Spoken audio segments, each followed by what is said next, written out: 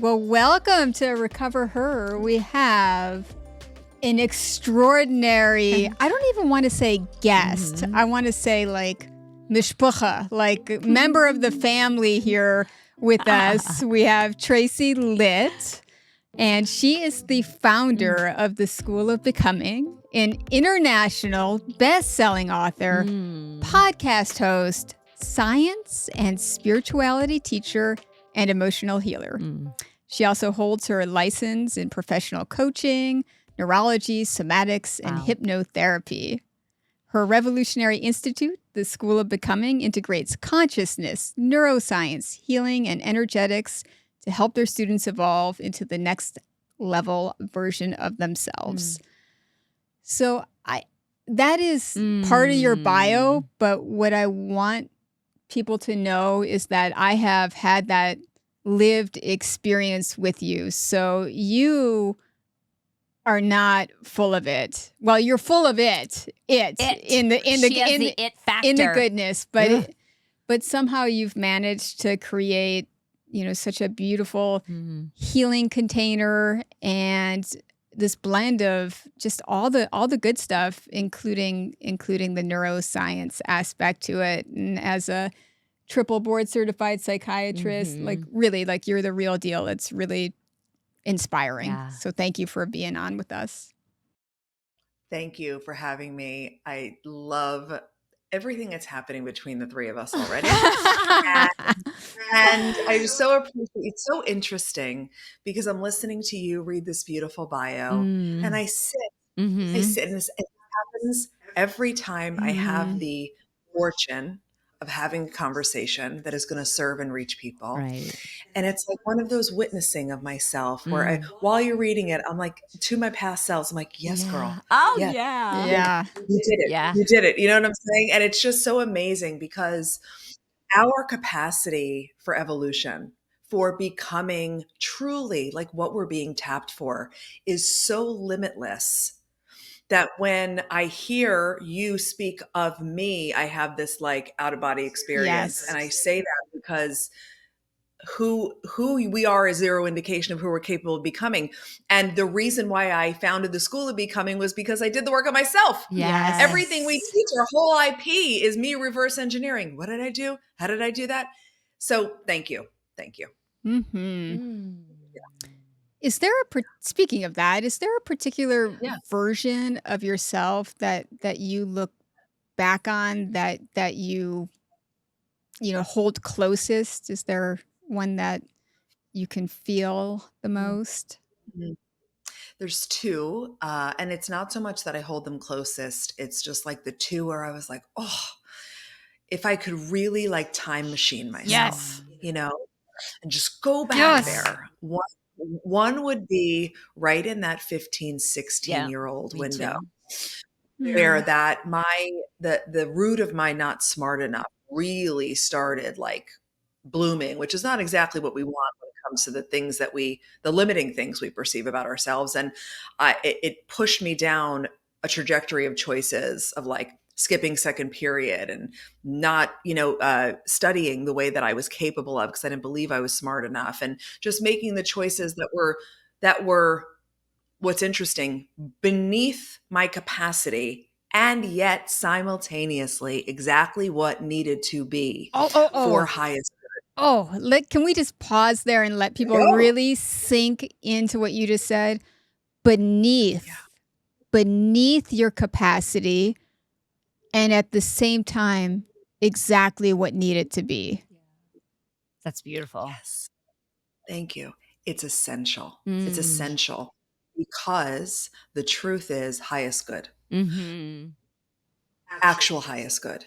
The truth is that we can only connect the dots looking back. Right? We can only have this profound conversation about my 16-year-old self because I'm 47 and I've done the work and I understand and I can look back and I see how it all divinely connected. It has to happen exactly the way it happened. You don't have the control that your trauma and adaptive behaviors want to make you believe you have. Yeah, such an illusion. Yeah, talk about it. Yes. When you said that, my 15, 16-year-old self felt it. It felt a little healed, a little held, a little reminded. Yeah, everything falls into place just I'm as so it happy should. for that. And Heather, that's oneness, Mhm. right? That's oneness. Absolutely. And the other part of it being, we talk about in our space, right? All of our space of human growth and potential and expansion and healing. There's a lot of inner child stuff. And I think there isn't enough inner teen conversation Yeah. That's good. happening, Yeah. That's good.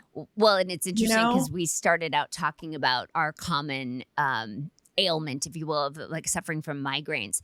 And I was in a Mhm. therapy session once, and I think we were doing some parts work.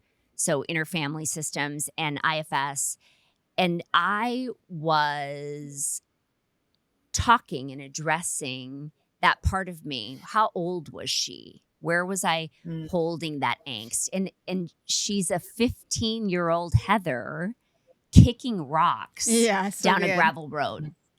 That is what I visualize with.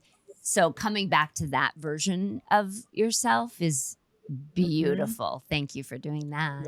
So you said Oh, of course. Thank you. that Good. that was one that comes to mind. What's numero dos? Numero dos hits quickly and viscerally. Um, I was 24. My mother had just passed away like a few months ago in this instance.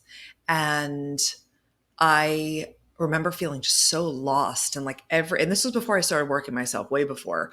So everything that was happening prior, that 15, 16-year-old was just exacerbated exponentially. And I found myself seeking outside validation in a really intense way. It's how I ended up in the relationship with my daughter's father, my daughter who's now Mm-hmm. 20 and like Mm-hmm. magical, and oh God, we could talk about her for days.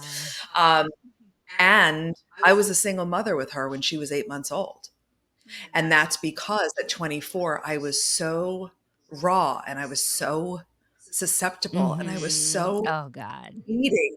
It was so like make the pain go away and fill this hole of Yeah. unworthiness. Been there. So went down that road Oh, and landed as a 27-year-old with an 8-month-old newborn. I can feel that. same. I can literally Yeah.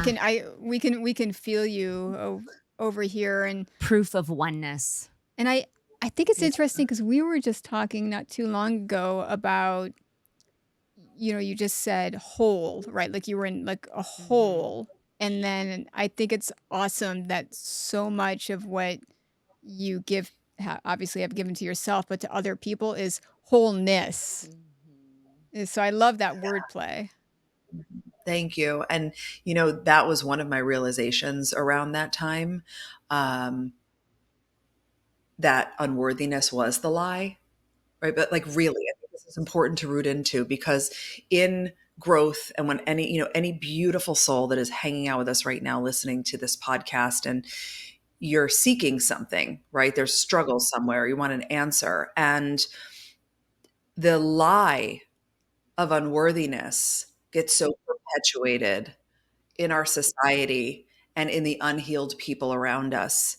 And when you recognize that the truth with a TH, the truth is that you are born whole and worthy, and it's everything else that happened in life that's the lie that covers that up. And it's both, I find, right, our individual and collective evolution is a remembrance of that core truth, like before the shit laid all over us and The we're covered and all that. remembering It's like of the core truth. it's a remembrance of that core truth of our wholeness and a remembrance of our oneness at the same time, Oh, because we're not alone. Good. It's good. We're not- It brings up for me this idea of shame. And I Mm, was reading something, and how that's tied to unworthiness, in that mhm. we're actually not born with the emotion of shame. So we have so many emotions that are just we're born with, right? We come into this world with.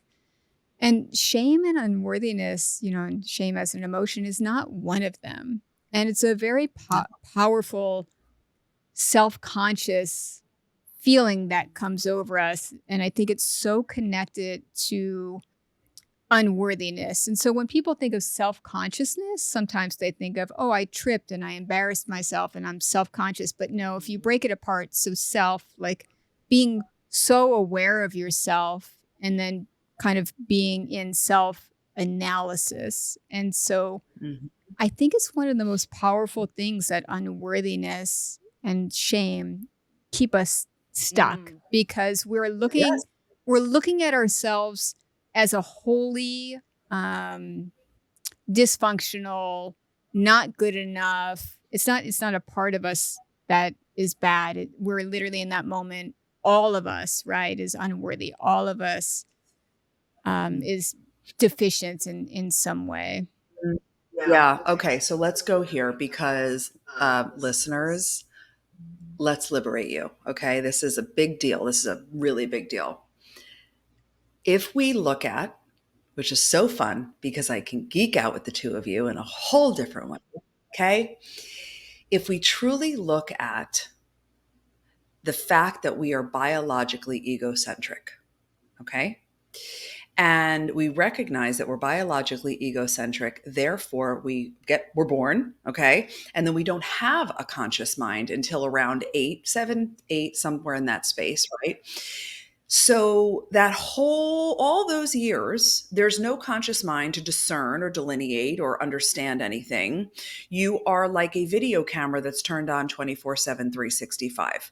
So we have that. Then we add to that the biological egocentricity, which means we have to make everything about us. Okay, we have to. It's not, we don't have an option. We don't have a conscious mind yet. So in that space and time, anything and everything that happens from I didn't make the soccer team to my father left us at 2 to my parents are fighting about money in the other room and all the other various things that we all experience instantly as a young person, that external stimulus occurs and that ego goes, it must be about me. And the self-internalization game begins. So it's me, I'm not enough.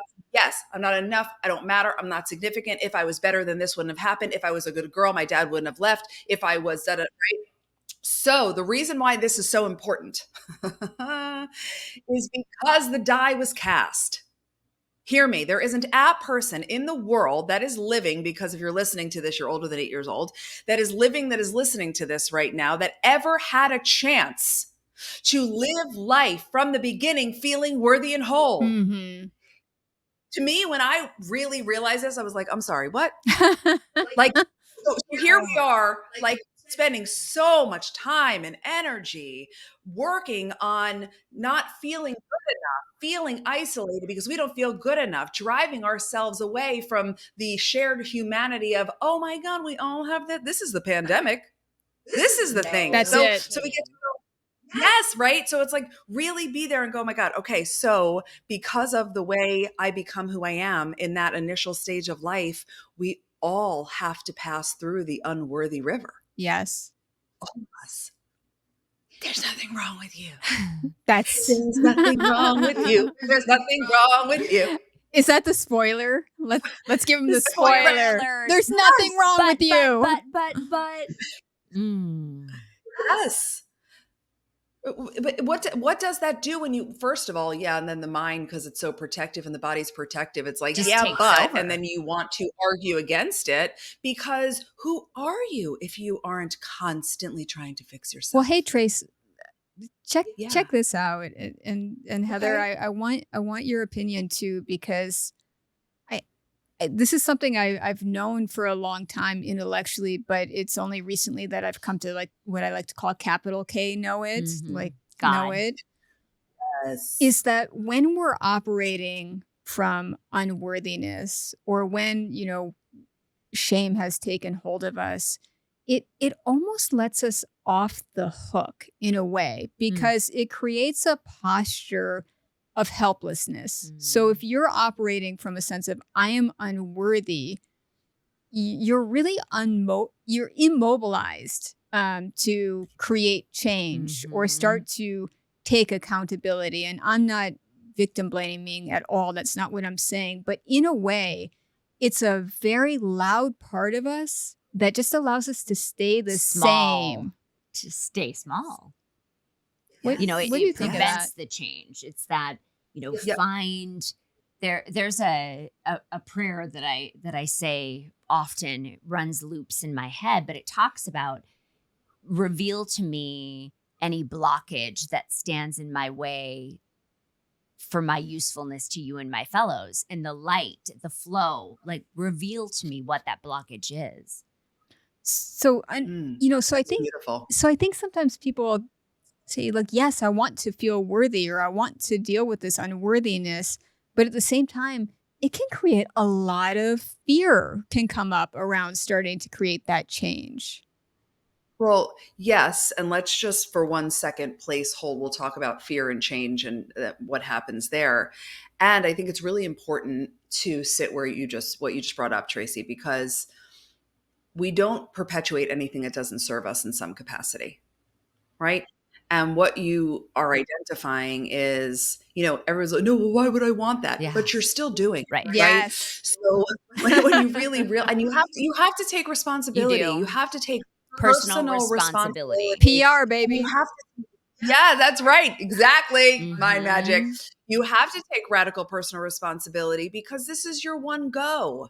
This is your one go. And when you recognize, right, what we were just saying about the unworthiness, that's part of the deal. Like belly up to the bar. That is what is. Okay. So now it's a function of going, oh, whoa. Okay. Let me just try to like see with new eyes here for a minute. Yeah, new set of glasses. So, right, the unworthiness. Okay, great. So then what is my responsibility? Oh, my responsibility now is to go back to the truth, the remembrance of that wholeness, the remembrance that, oh, wait, the unworthiness is the lie. So I can stop abdicating my power, which is what you're saying, Tracy, that powerlessness, that helplessness, which does just, you're off the hook. Right. You are off You the want to hook. just live a life. You want to live a life and you want to survive until you die, mazel tov, that's your choice. But to me, I don't understand that. Yeah. Like you are 1 in 400 trillion. When we look at how hard it is to conceive, okay, how hard is it? It is so hard to have a baby, okay? When you look at how hard it is to conceive and you look at how challenging it is to stay alive long enough in your lifetime to make your impact, I think it's time to rise above and go, hold on a second. Let me slap some water on my face and look myself in the eyes and go, Let's get oh, real. I am 1 in 400 trillion. Tits up. Yeah. Let's go. Tits up. And why is it though that our brain, like there's so much comfort in the familiar, even if it's shitty for us? Yes. Well, because, and this is so fun. This is such a good question because this has nothing to do with what happened to you and it has nothing to do with your trauma, your unique stuff. It doesn't matter. This is baseline biology, survival. Homeostasis. This is actually, let me crystallize it like this. This is why Uber became so phenomenally successful so fast because it solved the need to know at the level of the brain. Think about old school taxis. You didn't know where it was. You didn't know when it was coming. I don't know. Do I have to be downstairs? Do I have to be outside my building? I'm not sure. There's all the agitas going on. But then Uber was like, oh, what if we told them exactly where it is at every moment and every second? And they knew exactly. All this soothing feeling comes over you. Settles the nervous system big time. Correct. The thing the brain hates the most is the unknown and the unfamiliar. So when we recognize that that's what's happening at a base level of survival, and we go, okay, hold on a second, but I'm the director of this whole show. I can learn how I operate biologically. I can learn how to give my system the safety that it needs so that I can move from the unworthy identity perception into the wholeness identity perception. I can shift from, I have no idea what's going to happen next to, I have no idea what's going to happen next.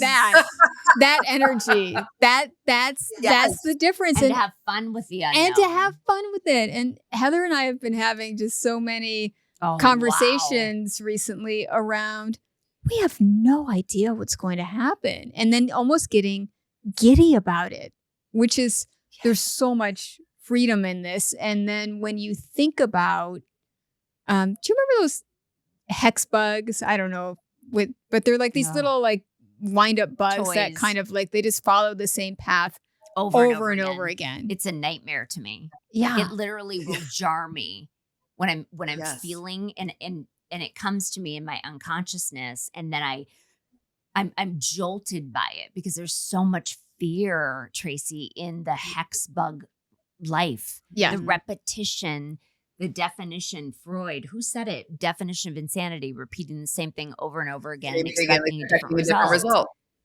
That is, yes. It's just a fear. So if you wanted to give people a little nug on, that's short for nugget. Nugget. I got you. I know you do. How do you start to make that shift from kind of craving that control, craving that sameness? I think I know what's going to happen. How do you help them to make that shift to starting to get curious, starting to open up to the unknown, and just getting really fucking fired up about it? Mm-hmm. Okay, so a few things. We must go back to the body because you're not in your body, and we'll talk about that and we'll play with it. And I want to invite the superpowers of curiosity and levity into your life, right? Because the fun thing is that just like, it's like, oh, my biology gave me this whole thing where it doesn't like the unknown. That kind of sucks. Like, that's unhelpful for my dreams and my desire to thrive, right? But biology also gave us levity. And levity cuts through the fear like so fast, that levity, because you're light and then you're open and then kind of curiosity comes in the mix. Yeah. And when you're curious and playful, then that fear gets interrupted, right? You're like, you cannot, your mind cannot hold judgment and curiosity and fear and curiosity and levity simultaneously. Right? So then it's like, okay, let's talk about the body first. So first, let's take a breath. And I want to just gift something for a minute about the breath. Oh, this is so good. And I have a story now. Oh my God, this is so good. Okay. We want it all. A story about my husband. So great. Just last night in bed. Okay. So the breath is the mechanism to return to the body. Okay. We take it for granted. We underestimate its value. We gloss right over it because we breathe automatically. Right? Your heart beats, your eyes blink, you're breathing. It's like, whoa, I don't have to think about that stuff. And what I'm telling you is the intentional breath is everything, because the breath is the mechanism to pause the head, pause the mind, and come back in the body. So let's breathe together for a moment. And my ask is that it's a intentional in through the nose and out through the nose, but really fill up your belly. So let's take a deep breath in through the nose and expand the belly. And feel the open and expansion. And now exhale through your nose. And feel the body relax and let go. Stay there with your eyes closed and take another intentional breath in through the nose. Feel that whole body, the front, the back, the sides. It opens, it expands. And now exhale through the nose. Relax and let go. Just pause there. Welcome to your body. Okay, now you can open your eyes and come back, because I could leave you there forever. But we have a conversation to deliver. But like, let's just, how yummy was that? How does that feel for you? It felt like, honestly, it felt like for me, and I was already feeling very connected and had a lot of energy flowing through me because I'm really excited to be here with everybody. But I felt like, holy fuck, like I'm literally inhaling all of the possibilities. Like there was, everything existed in that breath, Tracy and Heather. Like everything in that moment, everything existed. Yeah. And it does what you're tapping into, Trace. It does, because when we really understand the oneness, when we really understand that we are 99.99999% energy, then we realize that when we leave the mind, because the mind is it hijacks you, hijacks me all the time. Yes, when we leave the mind and we stop letting the mind lead and we keep entering back in the body, that's when we're available to direct the mind. That's when we're available to shift the mind. So let's be here in this story that came through when I just said that. So my husband left for a business trip this morning, and historically he had been extremely fearful, like raised by a narcissist, very fear-based upbringing, very fear-based life. And when we met, everyone was like, he's really sweet, but I don't understand. Like, he's like you can like find a dark cloud and put it over anything. And that's just not how you operate. But we have this delicious relationship that's only gotten better through working on ourselves and working on the collective of our union, which I just have to say, because everyone needs to understand that. Yes. So anyway, we're laying in bed last night. So yes. That's like they don't put it on the fine print, get married and find all your wounds and work on your shit. Yeah, good for you. Good for you. So we're laying in bed and we're getting ready to go to sleep. And he's like, I'm noticing that my body's feeling tense because he had to fly this morning. And flying was historically a fear moment for him. Like, he used to have to Xanax himself. That was his whole thing. He came through mind magic. He does the work. He allows me to coach him. I do the whole thing. Do you need me to be your coach? Do you need me to be your wife? I got very good at getting permission. But needless to say, so we're laying there. He's like, my body's feeling really tight. He's like, it's almost as if it is waiting for the freak out. Okay. Because historically, right, that PTSD in his body, he was waiting for the freak out. Yes, the anticipation. He's like, so my mind is like, should I be? Should I not be? And he starts rattling off everything that's in the mind. And I looked at him and I touched his chest. We were laying like facing each other in bed. And I said, babe, you're holding your breath. You're not breathing. So of course your mind is running crazy up there. Yeah. So let's just pause. Up there. Let's just pause. Let's come back down here. So we do a few breaths, just like we all did, exactly what we just did. And he opened his eyes again. I go, where are you now? He goes, oh, I'm in my body now. My body's relaxed. That's great. So now what are you choosing? And he's like, well, I'm choosing DL, which is his next level self. That's like his, persona. He's like, and DL's chill and like super pumped and ready to fly and knows that he's safe and I don't have to do that anymore, blah, blah, blah. And then he probably wanted to make out. Of course. Well, Yeah. Was leaving. I love a good makeout. So fast forward, he lands an hour ago because he was flying to the across the U.S. And he goes, I cannot believe it. I slept the whole Xanax. I slept the whole flight. I don't know who I am. He bought a foot hammock. There's a new thing now called a foot hammock. He had his feet up. Great. He was like, I just cannot get over. I a great experience because he was in his body, because he was aware of his breath. Yeah, that connection. Correct. Aware of the breath and aware because when just like when you're here listening and hanging in this podcast, and you will continue to do so because you're learning about yourself and the practices. And because he was aware enough to go, my body's doing something funky. Right. Yep. And then aware enough to then breathe and get in the body, and then aware enough to feed his mind something better. Right. Yes. Than where it was taking him. And then it's a completely different lived experience. Right. You guys, we are creating our reality every moment of every day. Say that again. It's huge. We are creating our reality. Gosh. Every moment of every day. Absolutely. You said every moment. Something when you were sharing about his story. He was able, when he was laying there breathing, he was able to tap into his highest future self. Tell me about that. Yes. Okay. So the journey that we're on of healing and growing and expanding is really a journey of evolving, and it's evolving our identity. Right? Because we know the identity is the cornerstone of our reality. And inside of our identity is our worldviews and our belief structures, the way that we think, our level of mind, the language we choose, the energy we emit, the behaviors and habits we exhibit. All of that is wrapped up in identity. So in the work that we do at the School of Becoming is we are working on becoming, in our world, becoming her. In his world, when he came through, I did a whole collection for men. It was becoming him. And we become connected to the version of ourselves, right? That has a base of wholeness, not a base of unworthiness, right? So all of our next level versions already know they're already whole, right?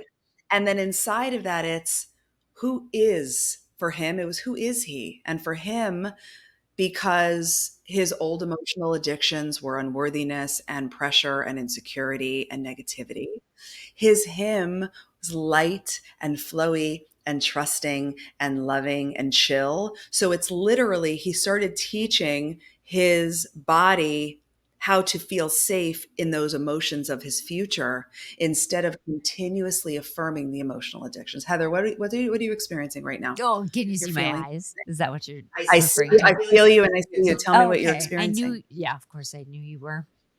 That is so beautiful. That what you shared about your husband, his experience. You know, I was in bed with you guys last night. You know, you brought me there. We so often, and we do so much of the work, right, of uncovering all of the trauma, all of the versions of our past. We started out talking to you. What would you like to tell the younger versions of yourself if you could? Right. We went back to 15, 16. And then we went back to a trying time when your mother died. We spend so much time healing that wreckage from the past. So when I'm not in the here and now, which the only thing I have control over is my breath, Tracy, that is it. It does help me control what I'm going to do or say to the people I love or don't, you know, and I hope I love everyone, but, you know, I'm not a perfect person by a long stretch of the imagination. So the only, you know, when I'm in the here and now, the two most important questions I need to ask myself are, where am I and what time is it? Where am I? I'm here with you. And what time is it? It's now. It's now. We're here. But I have spent a tremendous amount of time, because I've needed to, going back into the past and healing those younger versions of myself. So when you live, though, back there, you tend to suffer from depression and sadness. It brings sadness. And then I teared up listening to the story about your husband, because I love that so much.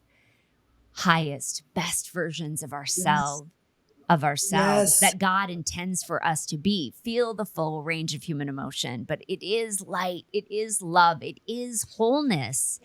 And, you know, I always viewed that looking into the future, the fear of the unknown future created a little anxiety. You shifted so much of that right there, sharing your story.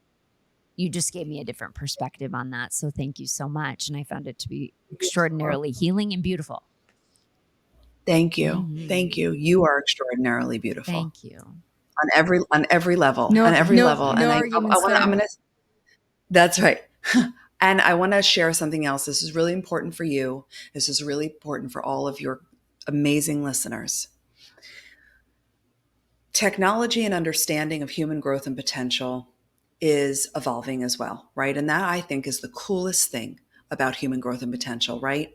It's not just CBT models anymore. It's not just certain hypnotherapy anymore. We learn things all the time. And one of the things that we have learned, that I watch hand over fist over and over again, right, is yes, we must, to your point, we must be aware of where things came from, where the wound occurred, right? All of those things essential. And then we work with the trauma at the level of the body, right? Not the level of dialogue, so that it can break up, because it's so tight and congested. So it can break up and leave the body. Yeah, caused my migraines, by the way. Yes. And the most effective healing I have ever witnessed for those past versions of ourselves, which is why in the work in the school, we work on who are we becoming? Okay, watch me. Here I'm sitting. I here at 47 am the conduit, the physical vessel between all the future versions of me that I've yet to experience yet. Like, here we go. Okay. And all the past versions of me, from little tiny girl Tracy. It's good, Trace. Through teen Tracy, through 24-year-old Tracy, who was like, oh my God, my mother's dead. Right? All of these things. Okay. All here. And the best thing in the world good that we can do from love and wholeness and oneness and progress is not to continue to go back here, but to bring and integrate these versions of ourselves and go here. So when your next level self does the thing that younger you, like in my example, right, not feeling smart enough. I wrote a book. I'm sorry, are you crazy? You're not smart enough. How could you write a book? How could you build it, right? So when I do these things as her, I am loving and healing every version back there. And that's how we heal progressively. Yes. Yes. I love you. And Trace,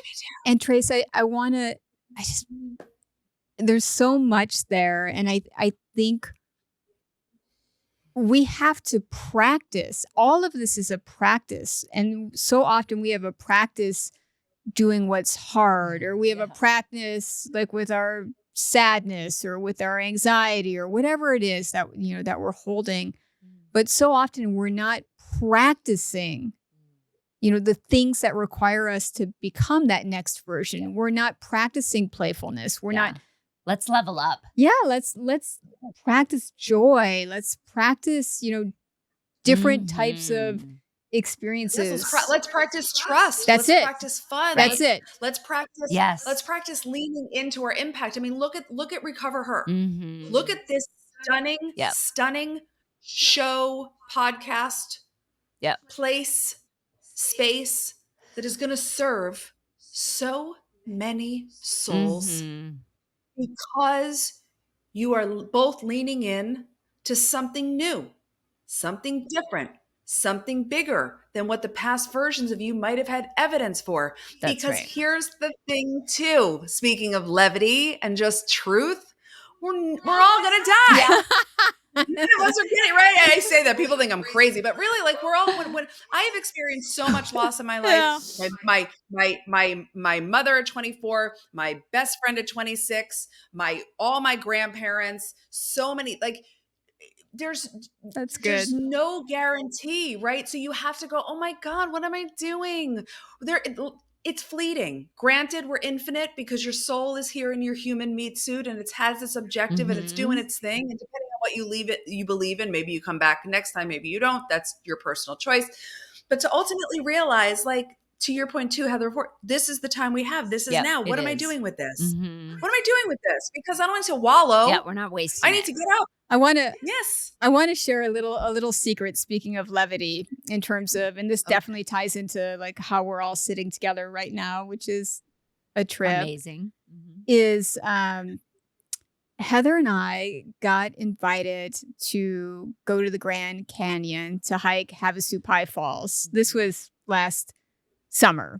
And, DL and I might have some things in common. So I tend to have some lean towards the anxiety sometimes. And so I thought, oh my gosh, this sounds fun. Yes, count me in. But as this trip was approaching where, you're going to be out of contact with your phone and you can't get out of the Havasupai Falls, like, without like hiking out and there's no whatever. I started getting in my head. I started getting a little. No helicopter rescues, potential for all of the bad things to happen. I started to get a little crazy about it. And we were driving, to meet up with this group that was going. And I was in my head. I was out of my mind. Your shit.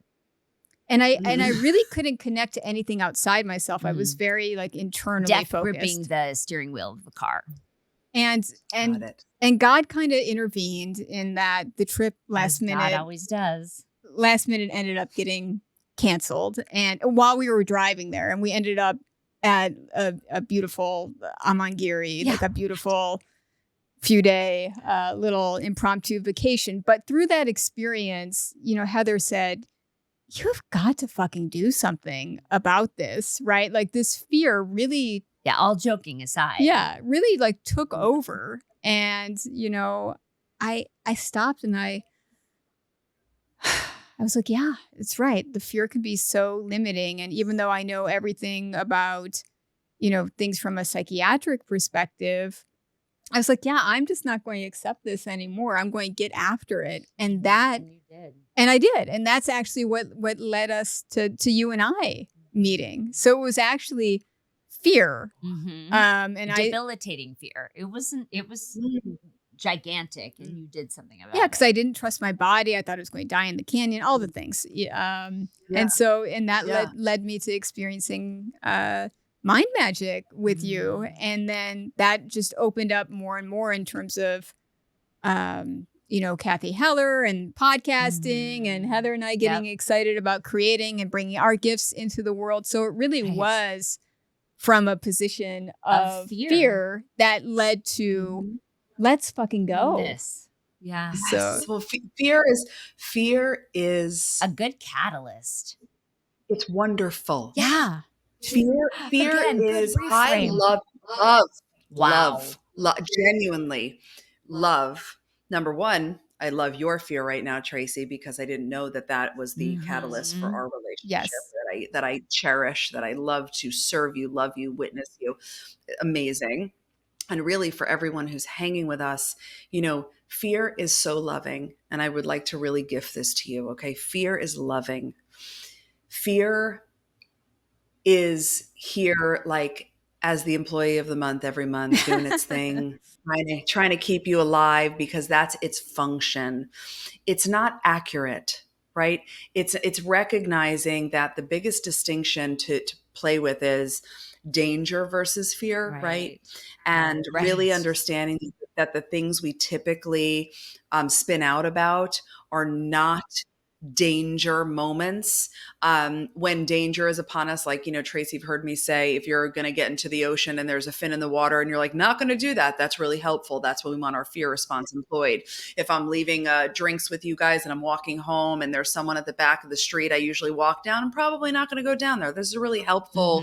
This is what we want. Everything else, though, is where fear interferes. It's where fear gets in the way. It's where we're abdicating our power to fear instead of becoming more powerful than the fear. Your ability to heal, your ability to shift from worry to ease, your ability to shift from hiding to visible, your ability to shift from, being a doormat to having boundaries.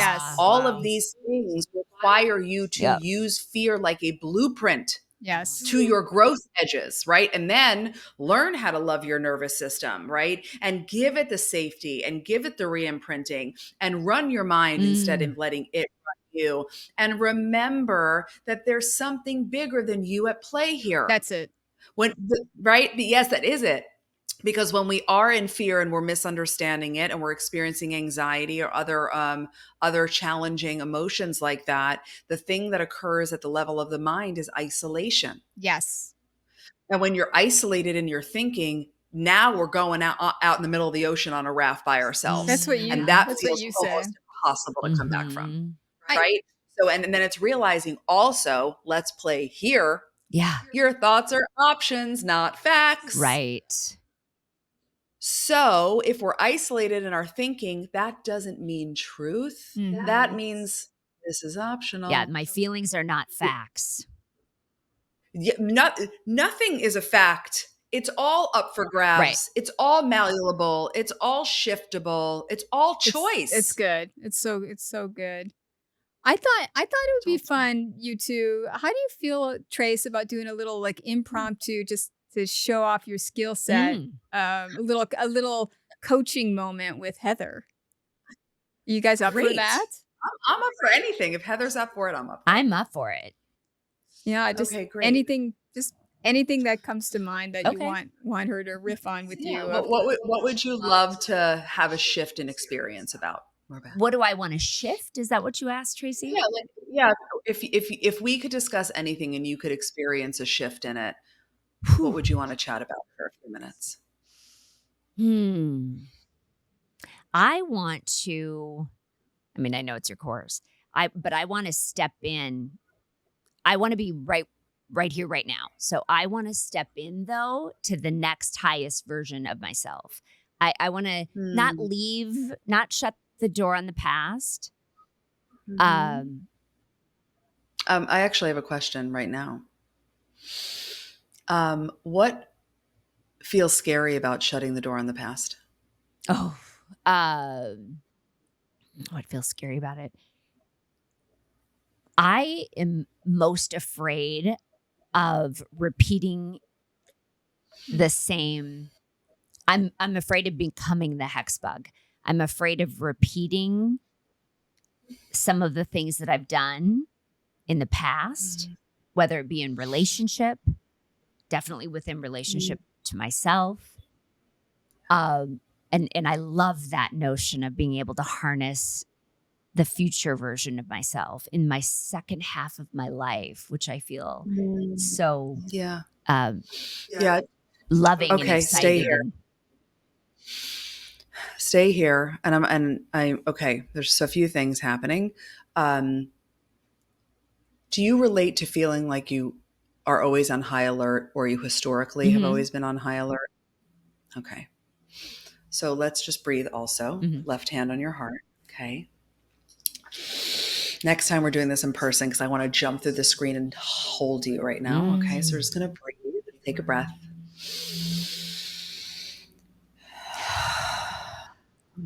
Good. Stay there with your eyes closed. We're going to talk with your eyes closed and just breathe.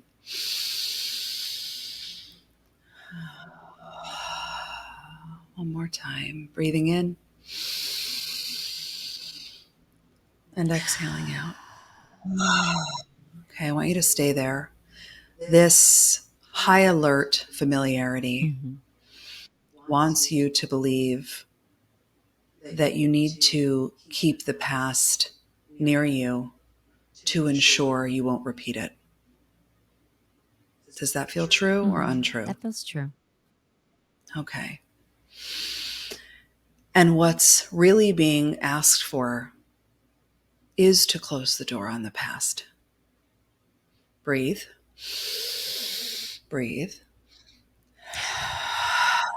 Okay. Stay there. Stay there. I can feel your body doing what it's doing. Just be there.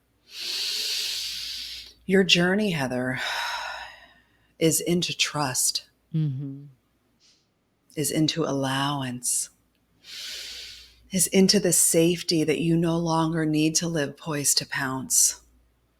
There's nothing to be on high alert for. Feel that. Okay. Breathe and allow that emotions to start to come up. I'm right here. Oh, feel that. What are you experiencing right now? Initially, there was a lot of resistance to what you were saying. Like, gotta still stay on that wall. Yeah. And that trust, I believe you. Yeah. There's a knowing, capital K. It's God. God knows. God knows. It's the knowing, capital K, within myself. Yes. Yes. So when you said the word safety, God, stay there. I can just relax. I can take a deep breath. I can exhale. Yes. I can Stay there. breathe. I feel calmer.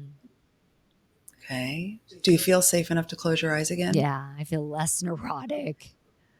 Okay. Stay there. Stay there. Let's breathe again.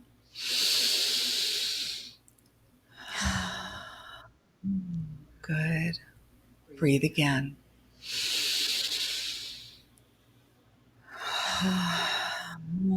Staying with your eyes closed. What does your past need to hear from you to feel safe letting you let go of it?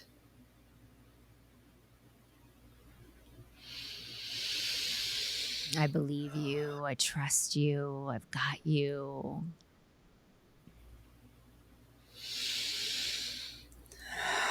You are so worthy. You don't have to earn anything. You don't have to earn your worth, your value. Yes, yes. Stay there, Heather. Stay there. Repeat after me now as we speak to your past. Thank you. Thank you.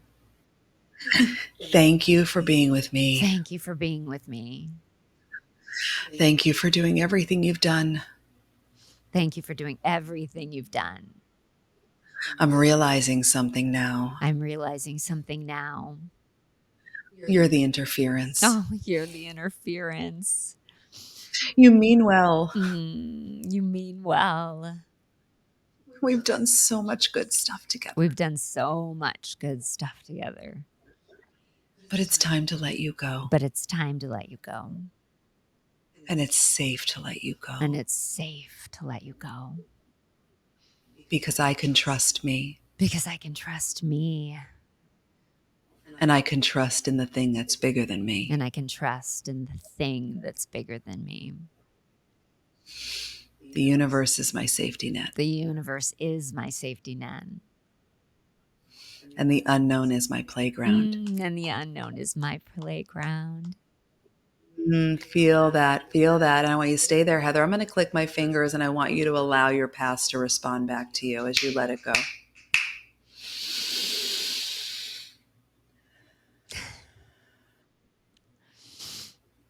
How is it responding? Like about time. We've been waiting for you.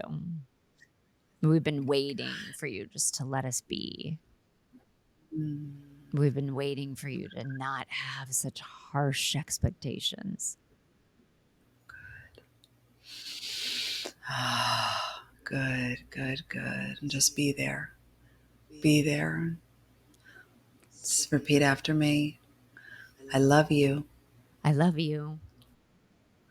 Thank you. Thank you. Thank you. Thank you. Thank you. Thank you.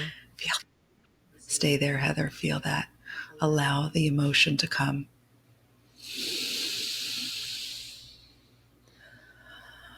Stay there. Stay there.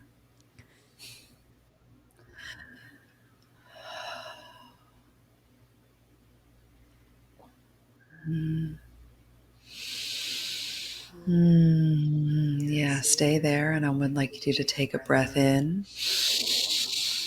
Let it out with some audible sigh. Good. Let's do that 2 more times and get as loud as you want. Yeah, 1 more time. Yeah, shake a little. Whatever your body needs you to do right now. Go ahead. You can let your arms free.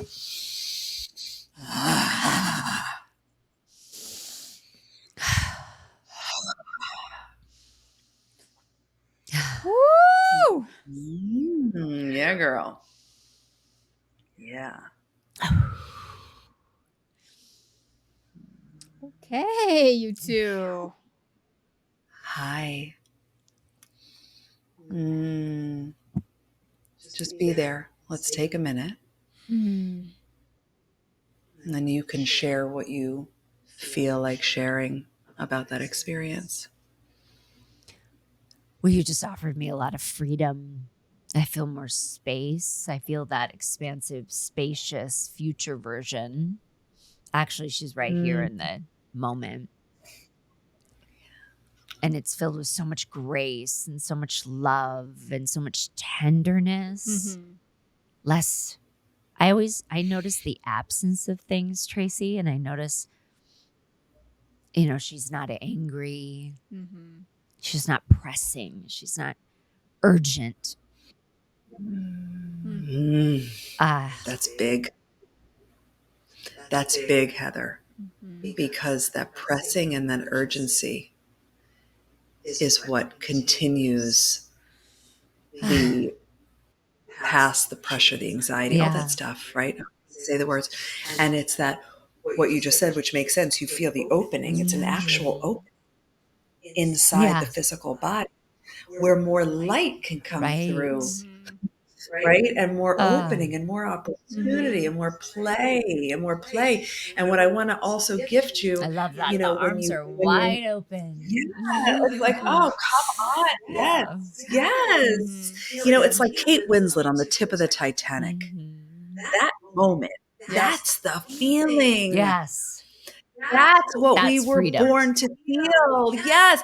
Everything else is the adaptation, is the trauma stuck in the body, is the story, is the fear. We are all going, that is the, when she's at the end and she's like, you're like, how is she even still on the boat?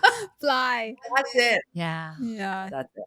Oh my gosh. Thank you for that gift. Thank you both for letting me witness that. That was really, really beautiful. And oh my gosh, I love this idea of the playground. When you said that word playground, that was very, very powerful. And then I've been getting a lot of downloads lately about and I don't know much about it yet. I'll have to spend time with it, but around the word lightness and what that means in all the different ways we can grab onto that and have that more in our lives. What things do we attach to that keep us heavy? Yeah. So then really the answer at its core, Trace, is letting go. Yeah. Right. Holding on takes more actual energy than it does to let go. But in order to let go, we have to trust. It's like letting go of the white knuckling of the steering wheel on the way to the Grand Canyon, just trusting in a power greater than myself that's going to lead me and guide me. Well, always. Well, speaking of letting go, I know you have a hard stop, but I wanted to say thank you for being here. Thank you for receiving us and letting us receive you. I know you have a big 3-day free opportunity for people to spend more time with you coming up September 9th through 11th. Yes, conduit. Conduit. Brilliant word. Yes. Thank you so much. Right. That's what I described. We are the conduit between the past versions and future versions. And when we realize life is happening through us, that's when it becomes your playground. And if people are interested in spending more time with you in the conduit, what's the best way for them to do that? Go to shareconduit.com. That would be the link. And where it says, how did you hear about us? Put Recover Her, because I always like to know where your beautiful soul came from. And then we'll hang out for 3 days and we'll pour into you. And I'll teach you in the mornings. You can come to coaching at night with our director of coaching, Coach Amanda, who is a rock star in her own right. And then after Conduit concludes, our enrollment for our final semester of Mind Magic opens, and you can join us for a 9-week semester. The enrollment will be open from September 11th to September 19th. Awesome. Thank you so much, Trace. Thank you so much. I love every second. I want to just keep you both alive. Can't wait to see you again. All right. We love you. Thank you so much. I love you. I love you. I love you. Mwah. Bye.